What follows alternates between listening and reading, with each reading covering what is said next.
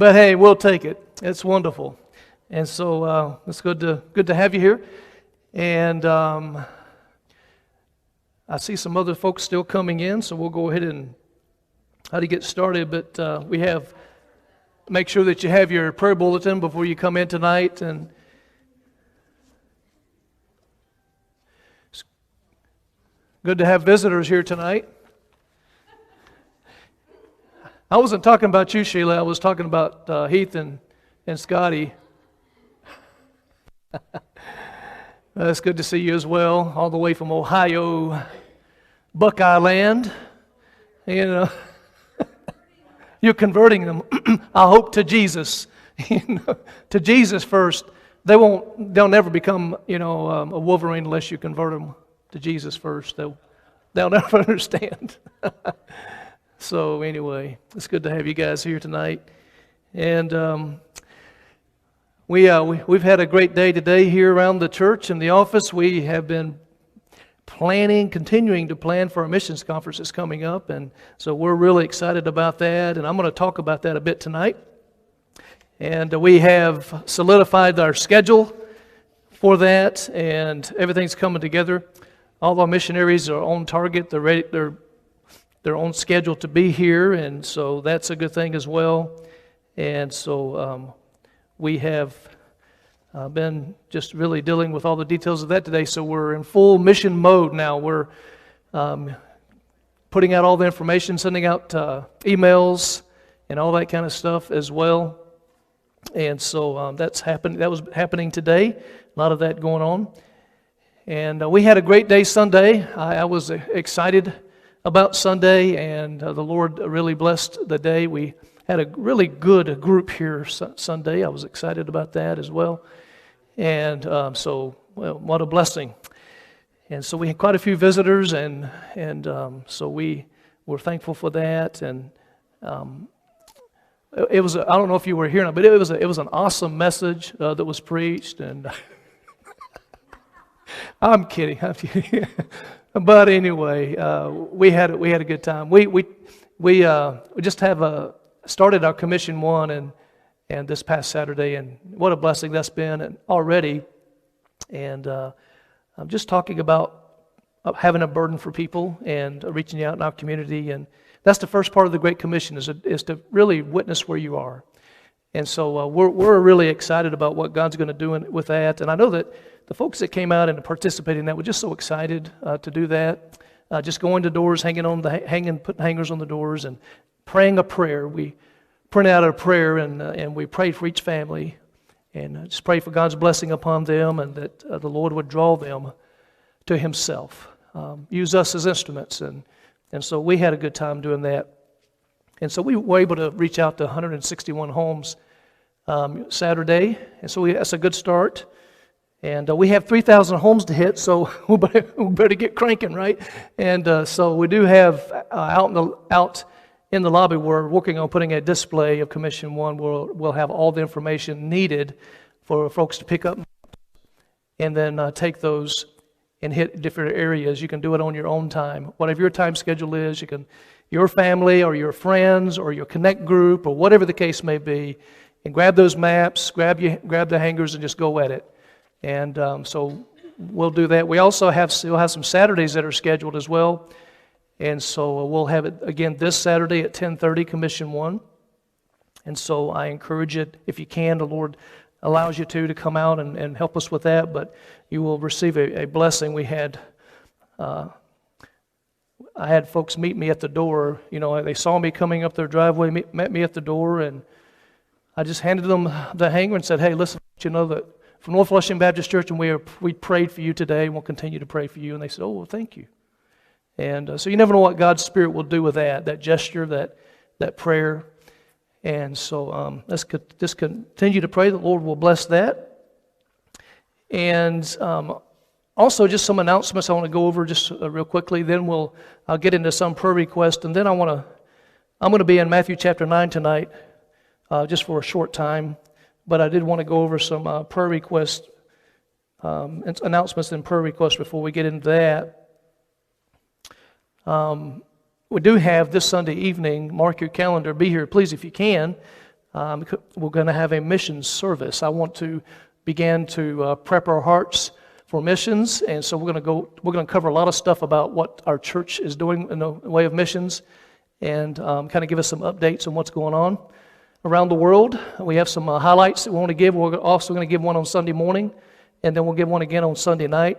But we'll be doing that leading up to our missions conference, and hopefully that will help us to get our hearts in tune, our minds in tune to what's happening with missions, that when we get into the missions conference, that we're ready to go. The Spirit of God's working and moving, and so we're doing all the preparation we can do to make sure that the missions conference is a great success. And so just be looking forward to that Sunday night coming. And of course, the missions conference is April the 25th through the 28th. And so please do all you can to be here for that. There's also a ladies' tea that's being planned for May 1st, Saturday, May 1st at 3 p.m. And I understand that there's already quite a few ladies that are already committed to that and looking forward to that. So if you would like to, I think they can still sign up for that, right? And so if you want to sign up for that, please go ahead and do that. We're also praying for May 9th. It will be here before we know it. That's our revival time coming up with Brother Tom Farrell, and so he'll be here with us, and I'm so looking forward to that. That starts on Mother's Day, right? So I've never started a revival on Mother's Day, but he told me, Pastor, I've done it. It'll work. I said, okay, I'm going to go with your word on that. So we're going to start that out on Mother's Day, that revival service, and so we're looking forward to that as well. Also inside your bulletin, you'll note that we have Meet Dwight and Gail Tomlinson, and so they will be our missions conference keynote speaker. And we put his bio in there, and so that you can know him a little more and be praying for him. The Lord would lay upon his heart what he would speak to us. He's going to be speaking quite a few times, probably 6 or 7 times during our conference, and so I'll be praying hard for him. He's going to work hard while he's here at the missions conference, but we're looking forward to him being here. He's a missionary. He and his wife, he was a pastor for over 40 years, started a church, pastored a church for over 40 years, and then after he finished pastoring, he felt like the Lord was calling him to plant churches in the Asia area of the world, and so he's in that 1040 window, and so he calls his ministry Barnabas 1040. And so they are doing a great job there planting churches all over the place. So using nationals and connecting those people in the States. And so this is basically somewhat what Project 14 is doing. And so Project 14 is, we're sponsoring a church plant there, start there, but a national is starting in that church. And they train them, they teach them, they train them, and they just... They go about starting a church, and we're able to partner with them in doing that. We partner with them financially. We partner with them in prayer. And so, it's been very, very effective. And so he is going to be here. He's going to be our speaker. And so let's remember to pray for them. Also, I was given one tonight. Carol Graves needs our prayers. She's been having some... They found out it's a large cyst on her liver. So the doctors are going to go in there and drain that. So if you could pray for her, Carol Graves, ask her, go ahead and add her to your prayer list. Let me see here. Some ones that we brought up today that we're praying for, Judy Christensen. She's in McLaren. I tried to get to see her, but they limited people that can go in. I've gotten there before, so I went ahead and went up there, but they didn't let me in because they can only have one designated visitor. And so, but anyway, pray for her. Adam and Teresa Rose are in Genesis. If you can remember to pray for them as well, they have COVID. And Jerry Stanfield, he was in a vehicle accident. He's on his way to treatments, and he was in an accident, and so he's in the hospital. And so, of course, we know that Jerry is Pam Grunick's brother, and I've spent some time with him, just trying to get to know him. I'm praying that he'll open his heart to the gospel message and come to be a Christian, accept the Lord. So pray for Jerry. Raymond Farr, stage 4 cancer. It's just very serious. At this point, it doesn't look like he will survive this, but we'll pray for him and pray for God's will and God's comfort and to the family. And continue to pray for Chet and Linda Dow as well. As you go into your prayer groups tonight, these are just some of the ones that I'm highlighting for you. You can go ahead and pray for. All right. Anyone else? Am I forgetting someone that needs to be highlighted tonight? Yes, ma'am. He's okay. He's fine. We'll just continue to pray for him and lift him before the Lord. And yeah. Bob likes to be recognized a lot, so we put asterisks by his name a lot. I'm kidding. If he's watching tonight, he's probably just dying over laughing right now. But anyway, so no, he's doing good as far as I'm aware of. He's doing well. So right, just some of the effects of the treatment. So yes, absolutely. Yes, sir.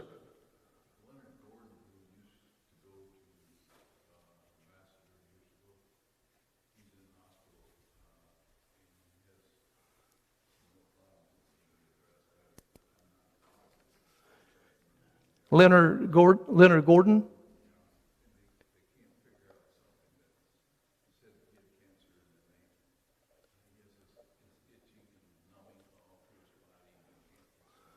Okay. Thank you for bringing that to us. Leonard Gordon we need to pray for him. All right. Anyone else? Yes, sir.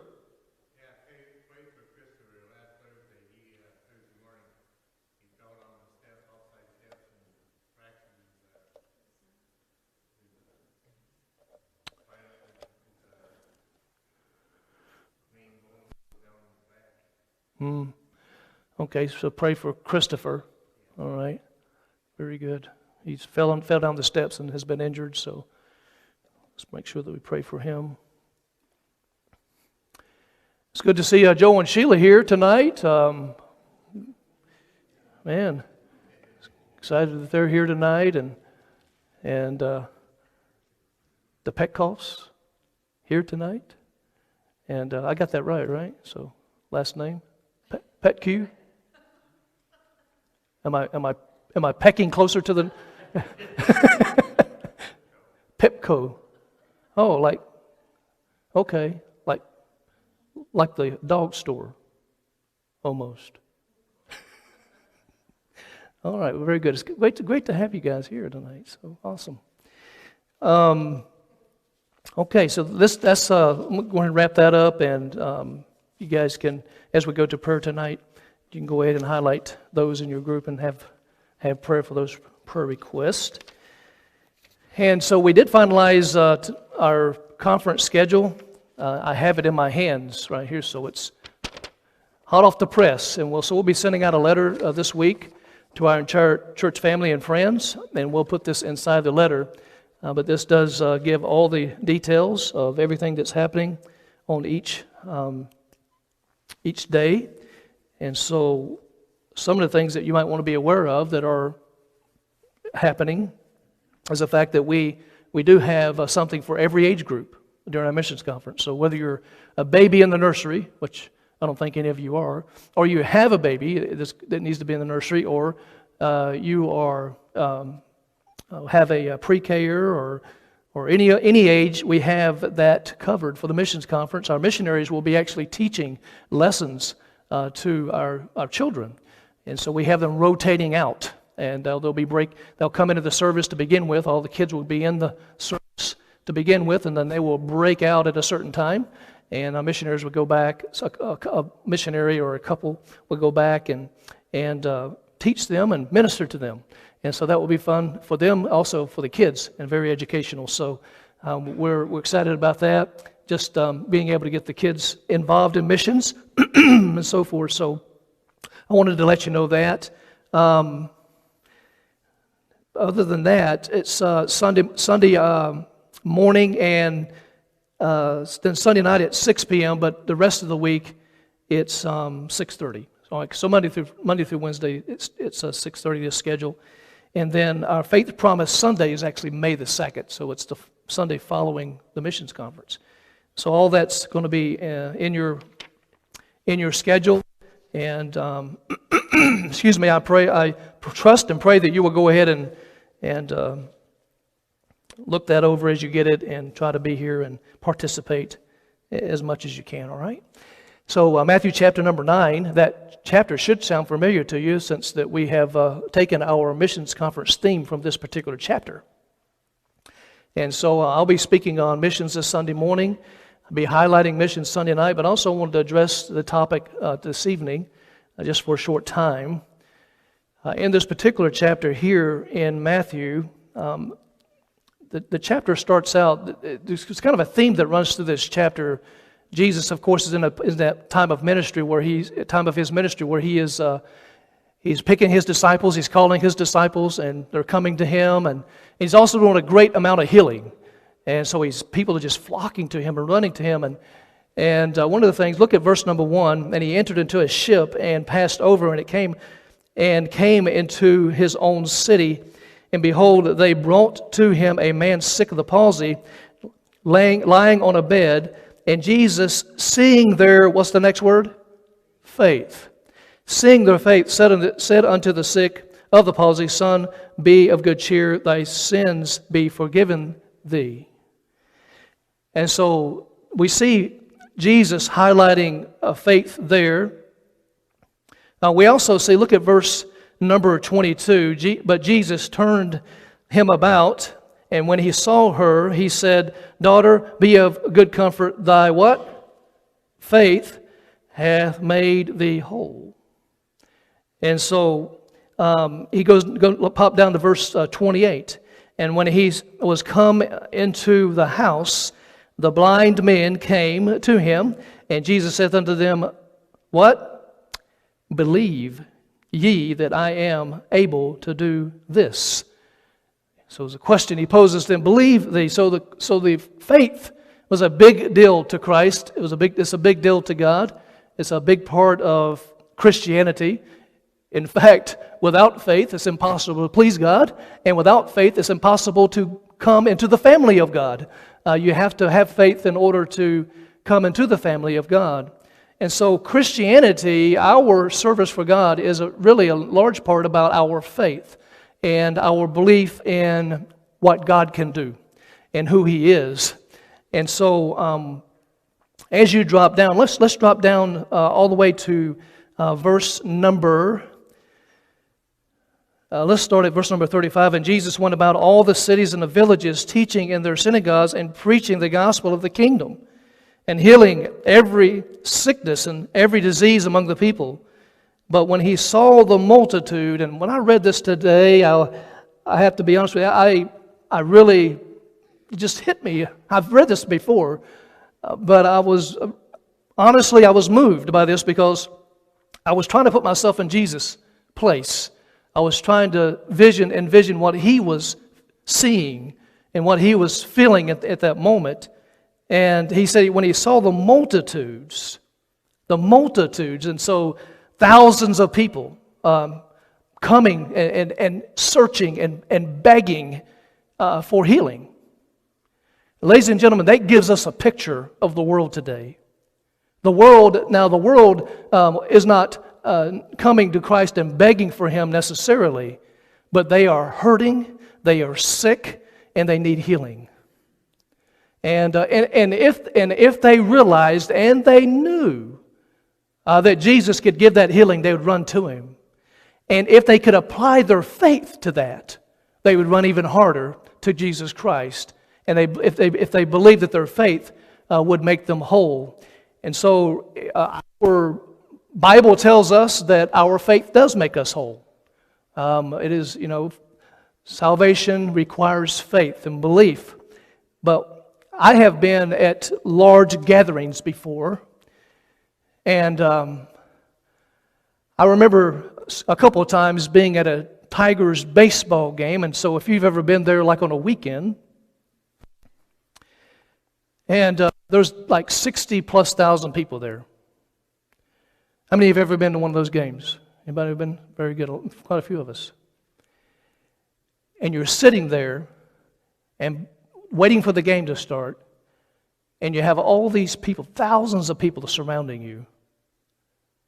And I have taken opportunity to sit there and just to look at all the people. There's a multitude of people. And it hits me sometimes. How many of these people are saved? How many of these people know Jesus? And do we have enough people? Do we have enough Christians to win all these people?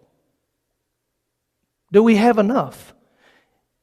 Are there enough Christians in the world today who are willing to heed the calling of God in evangelism to win the people that are on planet Earth?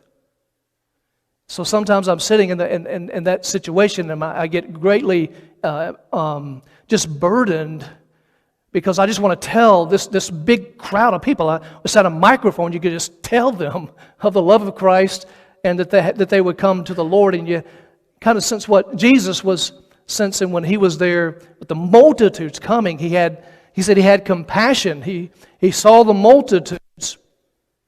See, when he saw the multitudes, he was moved with compassion on them because they fainted or they were weary and were scattered abroad as sheep having no shepherd. They needed someone to win them. They needed someone to tell them. They needed someone to share the good news of the gospel. And Jesus was burdened about that. He was burdened that there wasn't enough people to tell the other people that they needed Jesus Christ. And that's the reason when we get down to verse number 37, this is what Jesus says then. He says, the harvest truly is plenteous. Look at the multitudes. Look at the people. Look at all of these people. They are ready, but the laborers are few. How many thousands, think about this. How many thousands and how many perhaps even millions of people on planet Earth who are ready? Think about it just for a minute. There are some people that reject right off, right? There are some people that just don't want to have anything to do with God. There are some people that just don't want to know God. They've heard the message. They've been exposed to it. They want to know. But there are thousands, perhaps even millions that given the chance, they would know Christ. Given the chance, they would say yes to Jesus. But nobody is there to tell them. Nobody has taken the gospel message to them. Perhaps they've never heard. We've been visiting recently, and this has happened only over the last few years, at least in my ministry. We've heard of people who have never stepped foot in a church. Can you believe that? In America, that didn't used to be. You couldn't hardly find anyone who hadn't been at least in a church at one point in time of their life. We've had people that I've never been in church, and that just breaks my heart to know that there are people out there that would say yes to Jesus, but there's no one to tell them. And Jesus is telling us, hey, the harvest is ready. The harvest was ready then. There was people ready then. There was people, God was calling them. Spirit was drawing them. All that they needed was somebody to tell them. And so the harvest truly is plenteous. The laborers are few. You know, one of the things that we're facing right now in at least in our circles that I know this in our circles, I don't know about others, but one of the things that we're facing now, even in our missionary family, okay, so we have a missionary family, the missionaries that we support. In our missionary family, we have an older group of missionaries. And they're getting older. And some of them are retiring. And some of them are having to come off the field because they have health problems. And so the rate of young people receiving the call, I don't believe that God has ever stopped calling people. I don't believe that God has ever stopped calling Christians. I don't think God ever stops calling Christians to serve Him, or He ever stops calling Christians to be missionaries, or to be pastors, or to be youth pastors, or to serve full time. I don't believe that God ever stops calling, but there perhaps is a time, even in our time today, where people have stopped heeding the call. They're just not, the rate of young people that are receiving that call and going out has dropped. And that should alarm us as believers, to pray more. And that's what Jesus is doing, telling us to do right here. Pray ye, therefore. Pray. And so the answer to the lack of laborers is what? Prayer. That's the answer. And so how burdened are we, though, for that? And listen, anybody can do that. Anyone can pray. Anyone can go before God. You're a believer. You can go before the Lord and you can spend time, specific time, praying for the lost, praying for laborers to go reach people. And we're praying for laborers in our church, aren't we? And I think every church is praying for laborers to go and just to be available, to be available and to go out and just do some of the simplest of tasks, whether it be pray, that's simple, that's not really hard, or go hang a door hanger on a door, that's not hard. Just being available to do that. But Jesus says, pray ye therefore the Lord of the harvest. Pray the Lord of the harvest. In other words, when we're praying that we understand that it's only God that can do it. It is only Him that can establish the staff and the volunteers that are needed. It's only Him who can turn the heart of someone that He's been working on, that they might say, yes, I will go to Africa. Yes, I will go to Tanzania. Yes, I will go to Europe. Yes, I will go here or there. Lord, I will go. No matter, what the cost. Well, no matter what the cost is, I'll go. But it's God Almighty who is going to do that work. And so Jesus is saying to us, I want you to pray for that, because I'm going to be before my Father on your behalf, and I want you to pray. Pray for those laborers. And by the way, as you're praying, don't exclude yourself. Don't exclude yourself. Perhaps the Lord might be calling you to do something in that way. Pray ye therefore the Lord of the harvest, that He will send forth laborers. We talk about sending missionaries. Church sends missionaries, or churches don't send missionaries, although they come out of churches. God sends missionaries. It is the Spirit of God. It has to be. If it's not, they'll never last. If it's a genuine call and it comes from God, they'll stay and they'll work, just like we have some missionaries in our family that have been on the field for decades. Because when they received that calling, there was no turning back. Absolutely no turning back. So pray ye therefore the Lord of the harvest, that He will send forth laborers into His harvest. This verse tells me that God is always active. He is always active. You heard me say this before, and we have to remember this. God is always active. People say, I don't want to witness. I don't want to go out and do that because people might tell me no, or I might just not know what to say or whatever. But just know this: that there are people out there that are ready right now, and that all it would take is just a gesture, because God has already spoken to them. God has already worked on their heart, and all it would take is just a kind word, or just a friendly invite to church, or anything like that. And that person's life could be changed for all eternity. The whole family could be changed. And so, just remembering that as we think about missions, as we think about reaching out, it is God's work, and He's asking us to do a very important part of that. He's asking us to pray. He's telling us how powerful that will be. If you pray, then I will send forth laborers. In fact, the BBFI, I don't know, how many of you remember Dr. John Connerup? He's been our speaker here before. And he has come up with a project that is going to unify millions of Christians around the globe to pray for the harvest, pray for laborers and to go into the harvest. And so the reason I chose the theme that we have this year is specifically to come alongside what he's doing and promote that. And so their theme verse for their project is Matthew 9:38. And so on a specific day this year coming, and I'm going to be showing a video and highlighting that during our missions conference, but everyone will come together on a specific time and pray for laborers. How powerful would that be? Millions of Christians around the globe praying for laborers. And I'm looking forward to seeing what the results of that will be. Perhaps there will be an uptick in young people giving their lives to be missionaries or surrender to full-time service and get into the field and do the harvesting that God is calling them to do.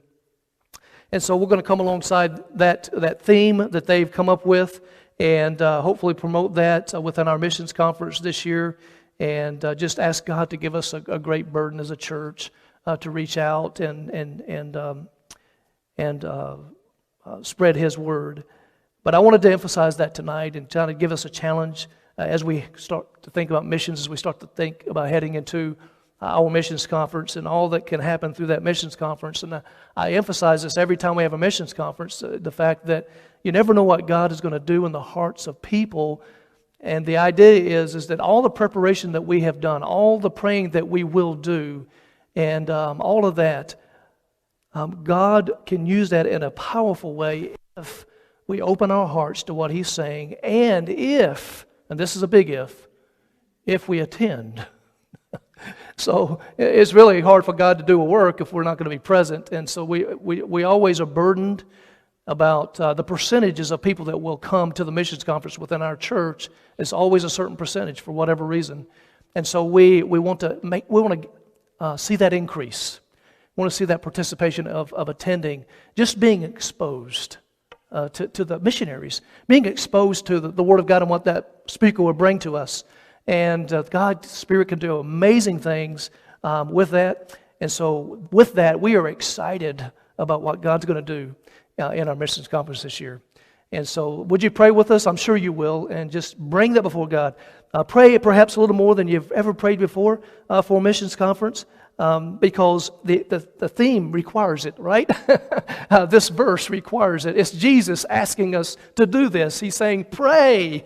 So if Jesus came to you and tonight and you could see Him physically and He said, would you pray? What would you say to Him? No, Lord, I don't have time to pray. No, none of us would say that. We would say, oh, my Lord, yes, I will pray. I will do that. And so that's what I'm encouraging our church to do, is spend some extra time in prayer, not only for our missions conference, but specifically for laborers. We have a lot of young couples that we are looking at supporting. They need money to get to the field. And so we're praying that this missions conference will be so effective and touch so many hearts that we will see a significant increase in our missions giving, so we can take on maybe 2 or 3 or 4 new young missionaries to replace the older missionaries that either have passed away or they have come off the field. And so that's what we're praying for. We're asking the Lord to give us that. We certainly want to, we have had on our heart for a couple of years anyway to go ahead and support the Thomasons and the work that they're doing there. And so we definitely want to do that. But we certainly have had some missionaries over the last 2 or 3 years that have come through that are wonderful couples, doing a great job. And there's some of them are still they're still trying to raise funds to get to the field. And so we would like to support them as well, as the Lord might lead us to do so. And so we're going to follow the Lord's command or His request here. And He's saying, pray, ye that therefore the Lord of the harvest, that He will send forth laborers into His harvest. And by the way, all of us here tonight are laborers for the Lord, right?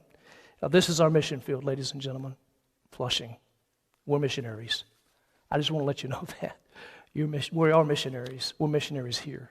We're missionaries right here at home, and so let's pray for that as we go into our prayer groups tonight. Ask the Lord to give us this labor force that He is wanting to reach the world for Him, okay? All right. Well, and let's go ahead and we can break up into our groups, and ladies over here, guys over here, and you can pray as long as you would like tonight. And so let's remember specifically, though, in each group, let's pray for what I spoke about tonight. Let's just pray for our missions conference, pray for laborers in the field. Okay, let's do that tonight.